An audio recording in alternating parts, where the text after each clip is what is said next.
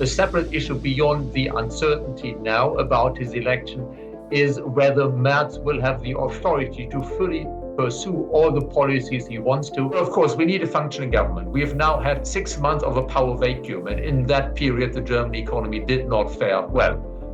Holger Schmieding is chief economist for the private Berenberg Bank, and he joins me now from Berlin. Holger, thanks for coming on. Really a historic event that we saw today in the German parliament, and we've seen immediate reactions from the markets. We saw Germany's blue chip DAX 40 falling initially. We saw yields on 10-year German bonds tick up slightly. How are investors interpreting what's happening?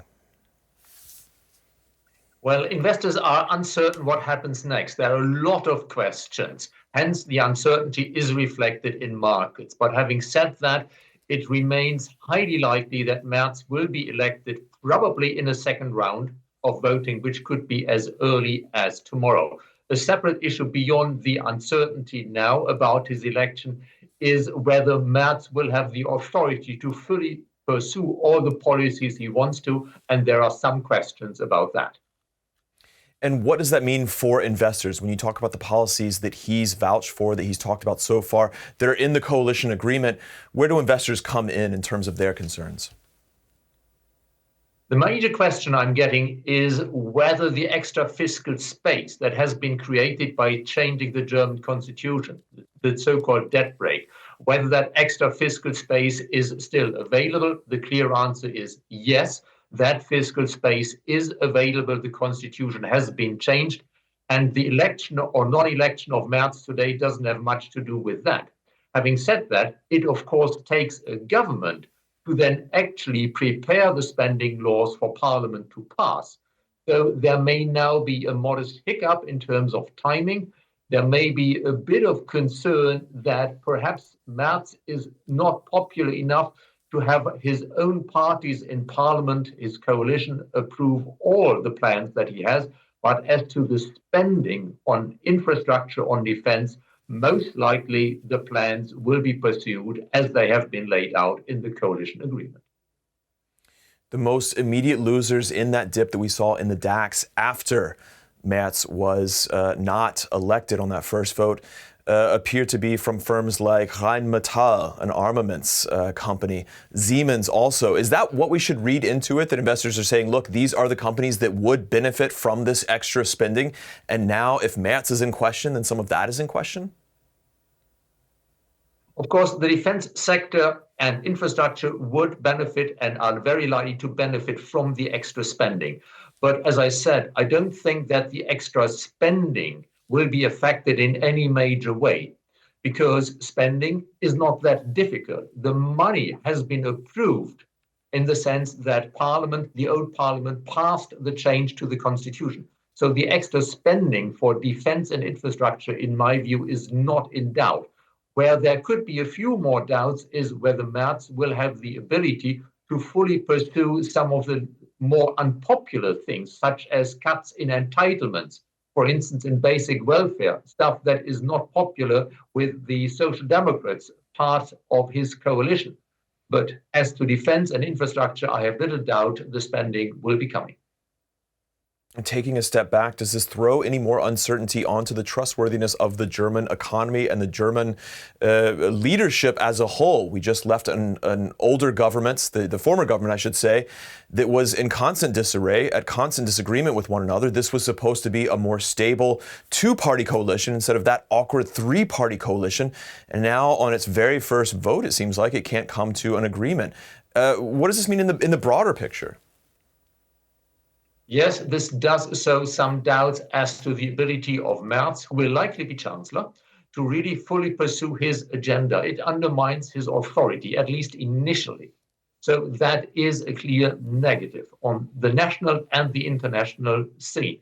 Having said that, if he is elected, possibly tomorrow, and if then his first actions show that actually Parliament backs what he wants to do, then these doubts should soon be history. So with luck, this will just be a temporary hiccup.